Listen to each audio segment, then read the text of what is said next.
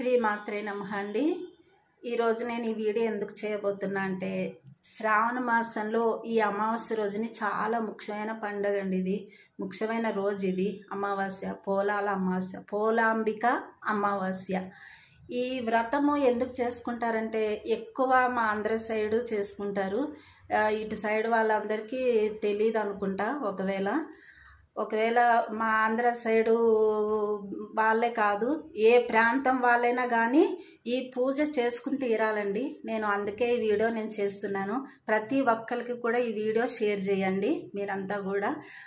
పోలాంబిక వ్రతం అని శ్రావణ మాసంలో శ్రావణ అమావాస్య రోజున చేస్తారండి. ఈ వ్రతం ఎందుకు చేస్తారంటే, పిల్లలు క్షేమంగా ఉండాలని, ఆయురారోగ్యంగా ఉండాలని చెప్పని, పిల్లలు లేని వాళ్ళు పిల్లలు కలగాలని చెప్పని, పిల్లలకి ఏ గండాలు రాకూడదని, మృత్యు దోషాలు ఉన్నా పోవాలని చెప్పనేసని ఈ పూజ చేసుకుంటారండి.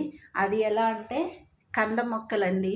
ఈ కంద మొక్కలు మాకు ఊర్లో చాలా ఎక్కువ ఉండేవి. ఇక్కడ మేము కొనుక్కోవాల్సి వస్తుంది. అందుకే నేను కొంచెం 2 నెలల ముందర కంద పిలకలు నేను భూమిలో పాతేసి ఆ మొక్కలు వచ్చాక ఇలా పెట్టుకుంటానండి. నేను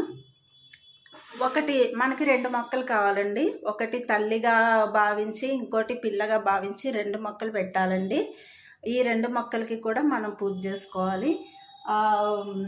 ఇంకా షోడాపచారాలతోటి అమ్మవారిని, గౌరీ అష్టోత్తరం, గౌరమ్మని ఓ పక్కన, పసుపు వినాయకుడిని ఓ పక్కన గౌరమ్మని పెట్టుకుని, ఆ రెండిట్లకి ఆ గణపతికి గౌరమ్మకి కూడా షోడాపచారాలతోటి పూజ చేసి, పసుపు కొమ్ములండి, గౌరమ్మకొకటి, మనకొకటి, ఇంకా ఇంట్లో ఎవరికైనా పిల్లలకి కూడా మనం చేతి కట్టచ్చండి. వాళ్ళకి మనం మెల్లో కట్టుకోవచ్చు, ఇలా మెల్లో కట్టుకోవచ్చు అనమాట. వాళ్ళకి చేతికి కట్టచ్చు. అవి పంచామృతాలతో పూజించి, మనకి ఇప్పుడు నోములది బుక్ ఉంటుందండి, మనకు దొరుకుతుంది.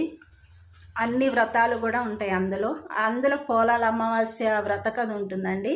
ఈ అష్టాత్తరాలతోటి, ఈ పంచామృతాలతోటి ఆ గౌరమ్మని, పోలాంబికని, విఘ్నేశ్వరుని పూజించిన తర్వాత ఈ పసుపు కొమ్ములు కూడా అక్కడ పెట్టి పంచామృతాలతో పూజించి తర్వాత కథ చదువుకుని అక్షింతలు వేసుకోవాలండి.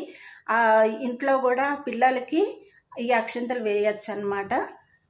ఒకవేళ వాళ్ళు పూజలో కూర్చోలేకపోతే కనుక ఈ అక్షంతలు వేయచ్చు. వాళ్ళు చాలా ఆరోగ్యంగా, ఏ గండాలు లేకుండా ఉంటారండి. అందుకే ప్రతి ఒక్కళ్ళు, ఏ ప్రాంతంలో ఉన్న వాళ్ళు కూడా, పిల్లలు ఉన్నవాళ్ళు, పిల్లలు లేని వాళ్ళు కూడా ఈ పూజ చేసుకోవచ్చండి. అందుకే నేను ఈ వీడియో చేస్తున్నాను అనమాట. ప్రతి ఒక్కరికి షేర్ చేయండి దయచేసి.